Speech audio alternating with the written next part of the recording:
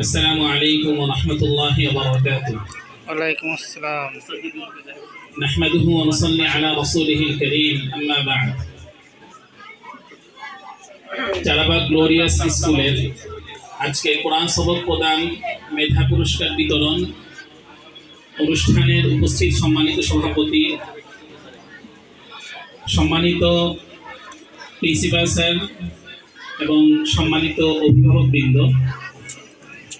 আর স্নেহাশিস যারা ছাত্রছাত্রী রয়েছেন, সবাইকে অভিবাদন জানিয়ে আমি কথা শুরু করছি।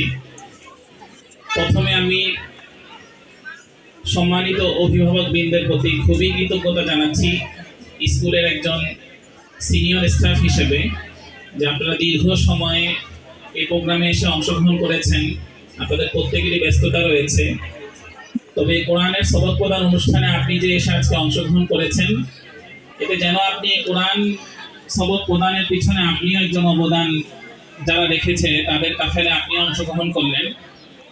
এই হিসাবে আল্লাহ তাআলা অবশ্যই আপনার এই সময় দেওয়ার বিনিময়ে আপনার আমলনামায় নেকি প্রদান করবেন ইনশাআল্লাহ। এবং আমার স্কুলের যে সকল ছাত্রছাত্রীবৃন্দ দীর্ঘ সময় ধরে তারা জায়গা সংকুলন না হওয়ার কারণে দাঁড়িয়ে আছে, তাদের প্রতি আন্তরিক অভিবাদন। আল্লাহ তাআলা সকলের কোরবানিকে কবুল করেন। আমি কথা সংক্ষেপ করার অবশ্যই চেষ্টা করব। গুরুত্বপূর্ণ কয়েকটা দিকে আপনাদের দৃষ্টি আকর্ষণ করছি।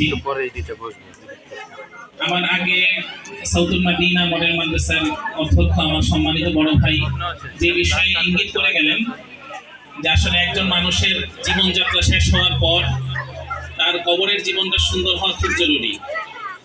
দেখেন, খুব নিকটবর্তী সময়ে আমাদেরকে ছেড়ে বাংলাদেশের যে সাবেক প্রধানমন্ত্রী চলে গিয়েছেন, তিনি বিশাল একটি জানাজা পেয়েছেন, তার সৌভাগ্য। তবে এখানে দেখার বিষয় হলো, তিনি তিনবার প্রধানমন্ত্রী থাকা সত্ত্বেও তাকেও এই দুনিয়া ছেড়ে চলে যেতে হয়েছে, এবং এত বিশাল জনসমাগম পাওয়া সত্ত্বেও আজকে তিনি কবরে একা, এবং তার এই কবরে একমাত্র তার ভালো কাজগুলো ছাড়া অন্য কিছুই কাজে লাগবে না। তো আমার আপনার প্রত্যেকেরই যে জায়গায় গিয়ে একা অবস্থান করতে হবে, সেই জায়গায় একমাত্র কাজে লাগবে হলো আমার ভালো কাজগুলো। তো আমি চলে যাওয়ার পর আমার ভালো কাজগুলো আমাকে কিভাবে উপকার পৌঁছাতে পারে, সেই ব্যাপারে রাসূল সাল্লাল্লাহু আলাইহি ওয়াসাল্লাম পবিত্র হাদিসের মধ্যে একটি হাদিসের দিক নির্দেশনা দিয়ে গিয়েছেন। সহিহ মুসলিম শরীফের মধ্যে একটি হাদিস এসেছে, রাসূল সাল্লাল্লাহু আলাইহি ওয়াসাল্লাম বলেন, ইদা মাতা ইবনু আদম ইনকাতা আমালুহু ইল্লা মিন সালাসিন। যখন কোন আদম সন্তান মৃত্যুবরণ করে, তখন তার সমস্ত নেক আমল করার রাস্তা বন্ধ হয়ে যায় তিনটা রাস্তা ব্যতীত। তিনটা কাজ এমন রয়েছে যে কাজগুলোর মাধ্যমে মৃত্যুর পরে আমি আপনি সওয়াব পেতে পারি, আমি আপনি মৃত্যুর পরেও উপকৃত হতে পারি। সেই তিনটা কাজ কি কি? এক, সাদাকাতুন জারিয়াতুন, সদকায়ে জারিয়া, অর্থাৎ আপনি কোনো জায়গায় এমন কোনো কাজ করে গিয়েছেন যেই কাজের উপকার মানুষ পাচ্ছে, তাহলে আপনি মৃত্যুর পরেও মানুষ উপকৃত হওয়ার কারণে সওয়াব পেতে থাকবেন।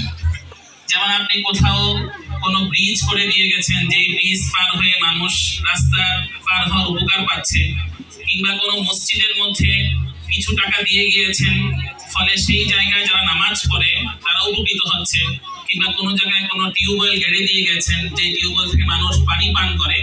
এভাবে যেই উপকারগুলো মানুষ পাচ্ছে আপনার মাধ্যমে মানুষ উপকৃত হওয়ার কারণে আপনার আমলনামায় নেকি পেতে থাকবেন মৃত্যুর পরে। সুবহানাল্লাহ। দ্বিতীয়ত, ওয়ালাদুন সালিহুন ইয়াদউ লাহু, এমন নেক সন্তান যে নেক সন্তান বাবা মার জন্য দোয়া করে, আর বাবা মার জন্য দোয়া করার ফলে মৃত্যুর পরেও বাবা মা এই সন্তানের মাধ্যমে উপকৃত হতে থাকে।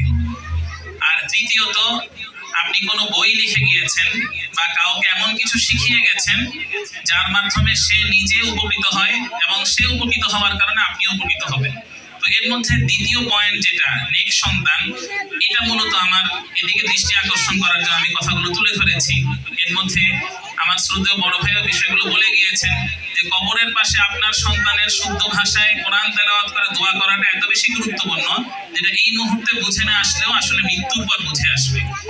তো আমার আপনার প্রত্যেকের সন্তানকে এমন ভাবে বড় করা উচিত যাতে আমার মৃত্যুর পরও সন্তান আমার জন্য আমার আমলনামা জারি রাখতে পারে।